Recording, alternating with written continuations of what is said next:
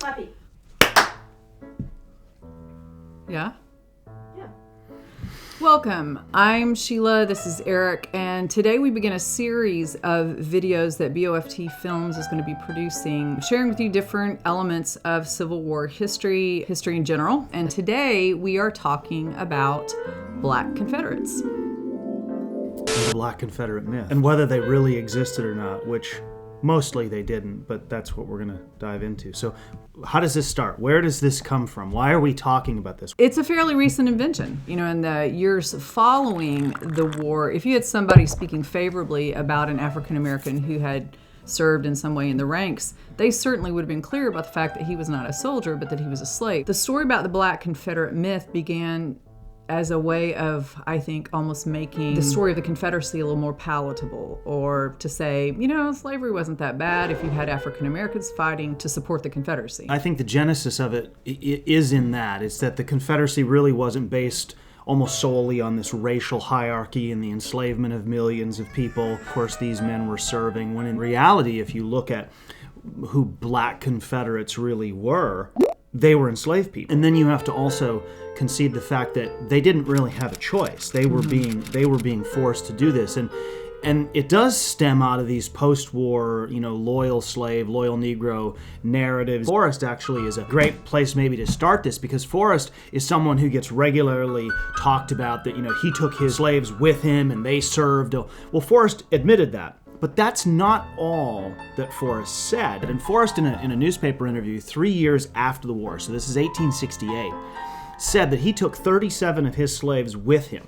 He admitted that the war was won against slavery. But he also said that those men drove my teams, which means they were teamsters in his mind. Not carrying guns. Not carrying rifles, not manning artillery pieces. They were serving in this labor capacity. And who was being compensated for their labor? Nathan Bedford Forrest. So that's kind of the start of it. But and Forrest uses some confusing language right at the end of that statement, though, because he says something about those men. Right. He said there were never braver Confederates. There probably is some version of Black Confederates, but it is not what this one crowd or group of people wants to make them. Things really change a year into the war. The government in Richmond, the Confederate government, passes the first draft.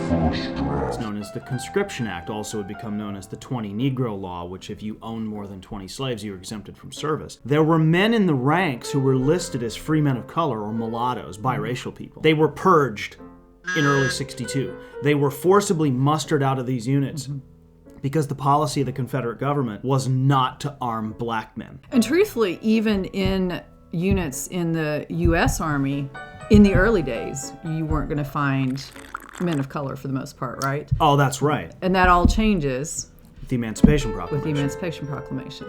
The U.S. government changes its policy, begins to put black men in the ranks. But of course, the Confederate government, led by Jefferson Davis and Alexander Stephens, are absolutely adamant that they will not arm black men. And this becomes a very contentious issue. There's this great letter written by Dabney Murray. He writes to the Secretary of War, James Seddon, and he asks Seddon if he is able to arm several hundred Creoles. Seddon says, if you can differentiate the Creoles from Negroes, you can arm them. Otherwise, you can employ them, and he uses this really odd British term. He said you can employ them as navvies, which are ditch diggers, laborers. Well, he says, imagine how that would make us look to the U.S. Army or to people around the world. And then, 2 months later, we have the really fun one, which is the slave proposal that was written by one Patrick Cleburne in early January. While he and the rest of the Army of Tennessee are encamped, there's a meeting held at Joseph Johnston's headquarters, and Cleburne throws this bomb out in the middle of this meeting. He has been watching what has been happening following the Emancipation Proclamation, all these men fleeing to the north, these African Americans, to join the ranks of the U.S. Army. Meanwhile, the Confederate Army is dwindling and they don't have a way to fill the ranks. And so he provides a solution that seems very reasonable to him. What if we were to arm African Americans? We can give them, after a period of time, their freedom. 12 months. 12 months, I think. This is going to be a solution to an obvious solution to the problem. I think you have to consider that Pat Cleburne is an immigrant, and maybe he's just not been in this country quite long enough. Wait a second. Oh, he's an immigrant. He's an immigrant, and I just don't think he's been in this country quite long enough to realize what a bomb he has just detonated. Did he own slaves? He did not own slaves. The vitriol which meets him is horrific. From his own colleagues, William Bate, who's going to end up fighting here, he says that he is a serpent of abolition. I think that one of the more interesting reactions is when Jefferson Davis finds out. He not only disagrees with the proposed policy, he orders the entire matter suppressed because he's concerned that if the public found out, they would go crazy. The suppression goes one step further.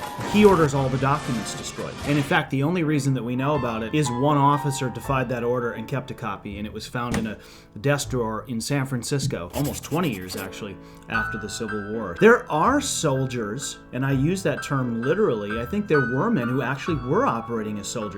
You just don't find them on muster rolls. One of the more famous is a guy named Holt Collier. Everybody knows him, who studies this because he ends up having this long post-war career. He's out hunting. He's a bear killer. Right, he's out hunting with Teddy Roosevelt. Well, this guy could shoot a rifle and was really good at it, and he served in the 9th Texas Cavalry. I think Holt Collier actually did carry a rifle. Richmond would have never allowed that to happen or to continue had they known about it. But he navigated under the radar, and that's not unusual. But Holt Collier is, as someone had once reminded me, the exception proves the rule. Right. So it doesn't prove anything except that Holt Collier was not... He was a crack shot. He was a crack shot, but wasn't considered a soldier by the Jefferson Davis crowd. Mid-March of 1865, the Confederate Congress, driven by desperation, finally does agree to allow African Americans to serve. However, they cannot be enslaved Africans. They have to either be free blacks or slaves that have been freed. How many free black men were there in Richmond? Not a lot. So the slave owners had to allow their slaves to be... They had to grant them freedom. Two regiments are hastily put together there in Richmond. They never even get to see action because Richmond's evacuated. So are those slave owners compensated? No. Are they? Well, I don't know. Well, Actually, I don't know. I'm going to assume if they freed them, they are. Are they? I don't know. Who knows? Here we are late in the war. I mean, it's mid-March of 65. The Army of Tennessee is spent. Right. Lee is trapped around Petersburg. It's the final effort to say, well, okay, I guess we'll try this. Of course, they don't see action. The war ends. I think one of the humorous things is Abraham Lincoln actually gives a speech in reaction to, and again, he's very clear about, we know now that they have come to the bottom of their resources if they are resorting to this. So as far as he's concerned, there have been no African Americans in the rank already in the Confederacy. This would be a brand new thing. In the end, a myth is really just a myth, but it does have this sort of lingering effect. I think you have to be honest about where things stood then, and you have to be honest about the journey that it took to get to here, and to recraft the story doesn't necessarily fix anything. If you wanted to really drive down and see how pernicious the racial separation was, you can find the random Confederate soldier who wasn't white. Names like Charles Chon, who's Chinese, he's buried here. There's a man buried here named Araste Papera, who we think was born in Mexico. The occasional Native American, but not black. There were thousands, if not tens of thousands, of men who served the Confederacy in a variety of roles, and they were largely labor functions that allowed white men to then serve as conventional soldiers, and that story should be told. Those men were not soldiers. Right. Serving in the capacity that their masters did. If they applied for a pension, for instance. Many thousands of former Confederates are granted pensions. And in the 1920s, they allow a certain number of black men to apply for pensions. But you see every single one of them clearly identifies these black men as servants, as slaves. And you have to list the person you were attached to. That's right. If you don't have a white person to be attached to, you don't exist. That's right. It really does a disservice to history when we boldly proclaim that this is truth or that this is wrong, when in reality there's probably something in the middle. Throw him out. She let him drive it. Out. She let him drive it. She knew he was going to drive it. Out. I'm going out, but it's all wrong, Good. He's going out. Nobody hears you except yourself. That'll teach us all something a bit more than we might have previously known. So I think that's it. Anything else about alleged black Confederates? What do you think Pat Cleburne would say about this? I don't know that he wants to say anything more about it. It didn't go very well for him. Anything else? Is that enough for 4 to 5 minutes? Boom!